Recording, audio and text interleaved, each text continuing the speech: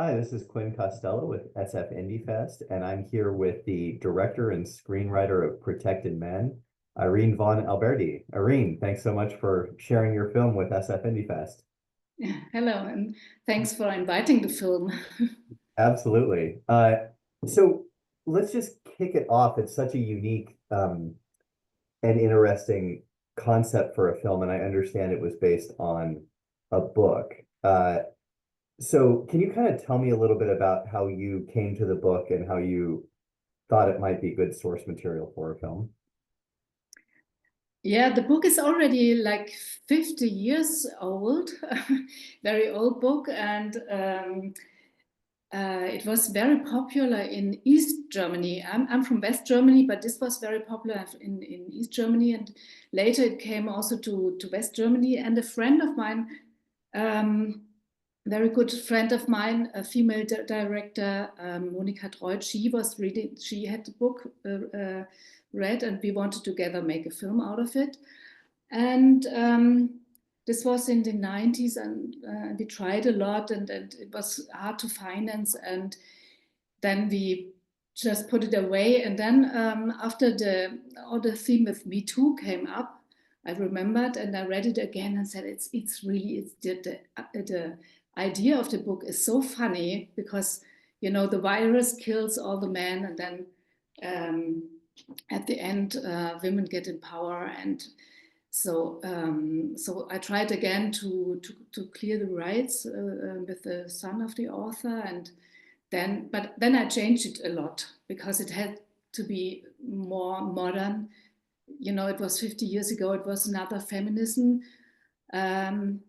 and it also was written by a man. So I had to change a lot of things and make the main characters female and stuff like this. Yeah.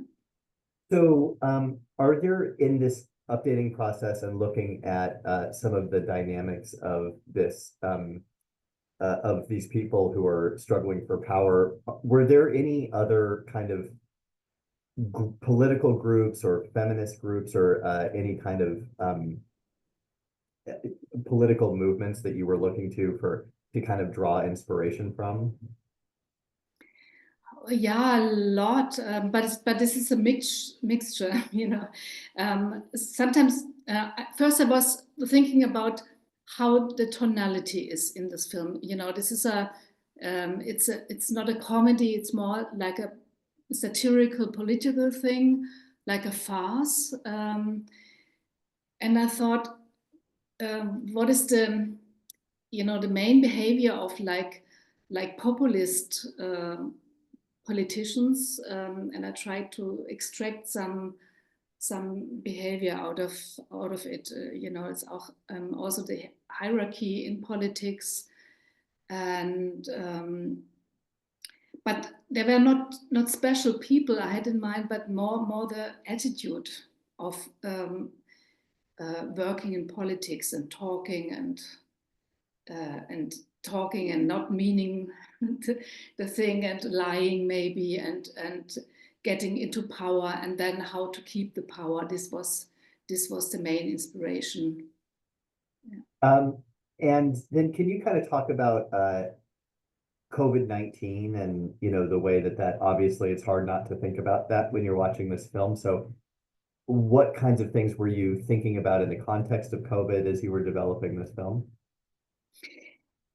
Funny is, I started with the first draft of the script before COVID-19, and I was really I was so surprised that everything what I just had researched, like what is a virus and not a bacterium, what is a vaccine, everything. I researched everything, and then it came, so all of a sudden came true, and I thought, oh no, maybe it's not good to make a comedy on a virus. Maybe it's very, very, I don't know, very bad or sad.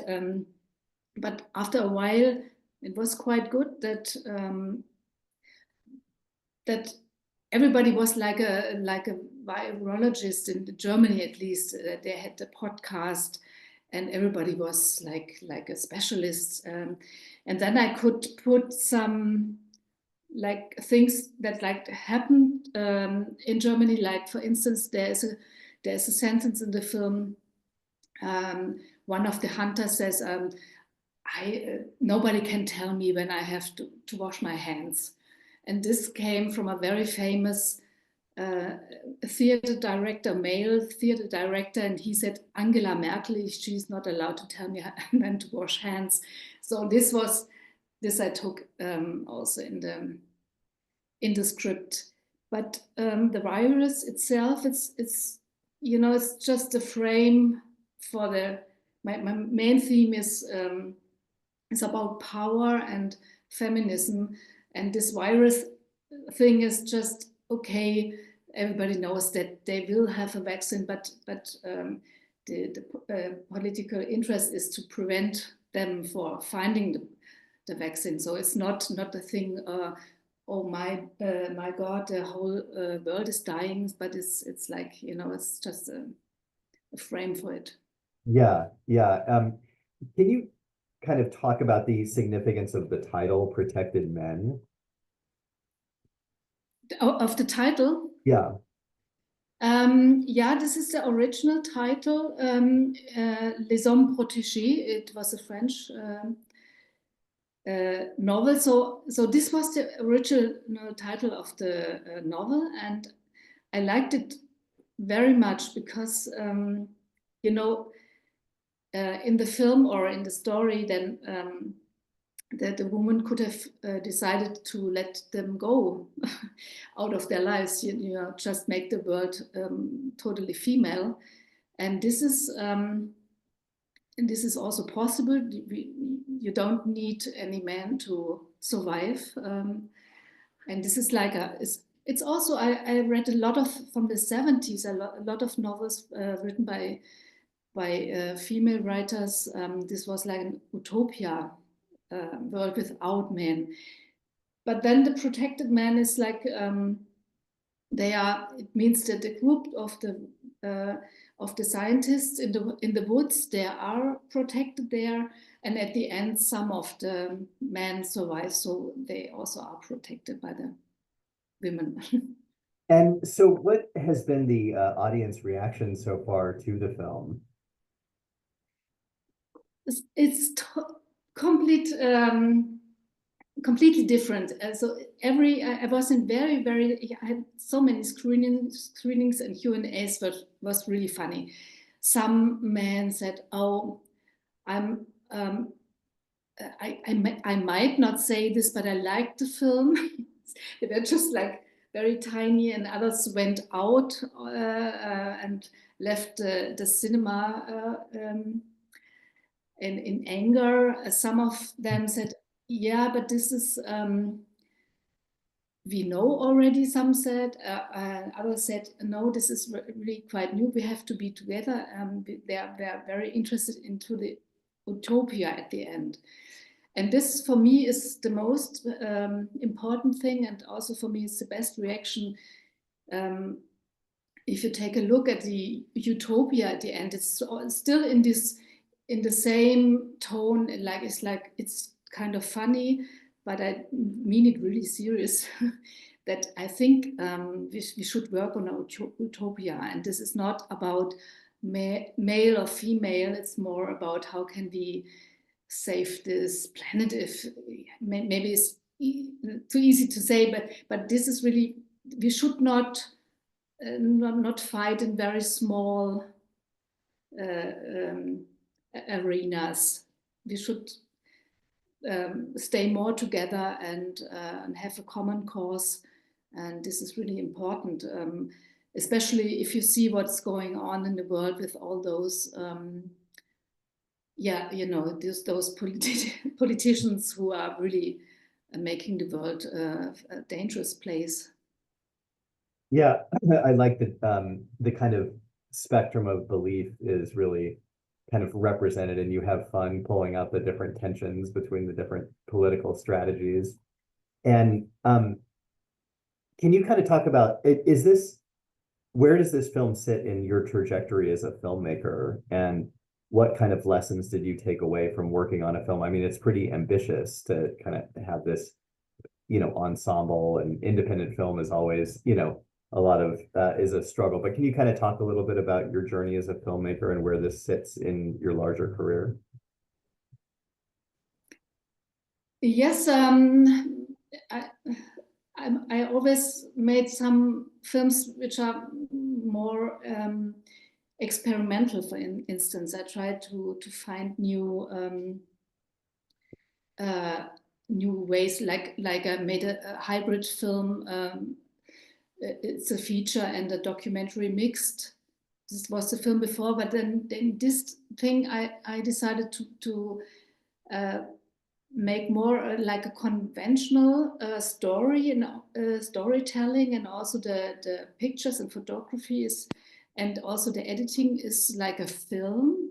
But in this setting, I tried to get a maximum of irritation, like in the costume, like also in the I don't know, in the things that happen, that the man get hairy or something, and it was important then that the cast was very serious, and they were playing like if this was normal. This is kind of a farce, and but as well, I was very lucky, and this is normally not a script which gets funding very good in Germany, maybe not in the whole world, but it was, I had a very young commissioning editor at ZDF, and she was really fighting for this project. She said, there are so many old white men in our big TV station, so we have to show them.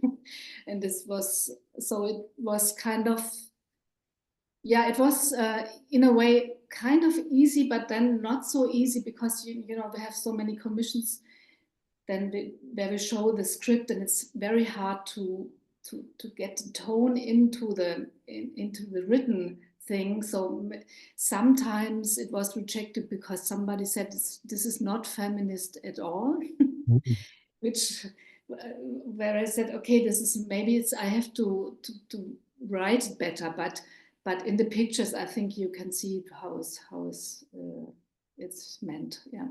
Yeah, absolutely. And can you actually talk a little bit about the poster behind you and some of the kind of design for the film? It had Yeah. the graphic look of the film was really unique. So if you could talk about the poster design, and then about kind of coming up with the wild, font choices, and that helped kind of create the like look and feel for the movie. Yes, yes. This poster was actually already in the film when at the beginning, when they have the party meeting, the women, and then it was outside on the building, and then later in their office somebody was carrying it around, and then later, then when we wanted to make a poster, then the graphic designer, he said, this is the best thing you have, so let's make a poster out of this. And this was kind of it was not so easy. We had it in the Munich Film Festival and our premiere, but then when the cinema release was in December, we had to make a second poster without this. Yeah, and because some of the cinemas, they said, yeah, this is family entertainment here, and then the kids come and they ask their parents, what is this woman doing? And I don't know. So this was kind of a, yeah, but I loved this poster, and I loved also the colors, and the film is also very colorful, because it's I think it was important to me that we show this is okay, this is Germany, this is a big city, but it's not, this is not right here, and it's not realistic, but this is a parallel world. And in Germany we have so many films, they are very realistic, and they are gray, like Germany is gray. So I wanted to already in the first picture I wanted to make it clear that it's that it's colorful, and this is another word. And even we had, you see sometimes you see the city, and this is not Berlin, because we used AI and made some different buildings, and so it's just a big city in Germany, so it's not Berlin. Yeah, it's just an anonymous Yeah. city that does it. Yeah. Yeah. Well, can you kind of talk about next steps for the film and the ways that people might be able to help get the word out? Yes, the film will be released in Austria. Then it's still in the cinemas in Germany. Then there will be a DVD, which is a very old medium, but we have still a DVD for the film. Then we have some more festivals, one in France and one in, I don't know. And it was just in Estland, in Tallinn, it won a prize in Rebel with a Cause. Yeah. And then it goes to to Arte and ZDF, which is, and there it will reach much bigger audience, because cinema, it's kind of difficult. I don't know if it's the same in the US for small films. Then you have some art house cinemas, and yeah, but I'm still traveling around and making Q&As, because this is what I really like, is to talk after the film, because this film is, in the script there's so many rounds, it turns around here and here and here, and this is to keep the audience awake. And for me it's important that the spectator is always with his mind on, and it's not waiting on like passive, it's more active, I think. And for me it's important that afterwards people talk and maybe go to a bar and drink something together and talk about politics, because this is really, really important. Yeah, it is one of those films that kind of makes politics seem really fun and interesting and a great story, And congratulations on achieving that propulsive pace that really keeps you engaged the whole time. And it's just a very entertaining film. But well, I'll let you get on to your next thing. Thank you so much for sharing the film with us again. And we hope that you're able to come to San Francisco at some point for a future screening. Look forward to seeing what comes next from you. Yeah, that would be great. Yeah. All right. Take care. Greetings from Berlin. Indeed.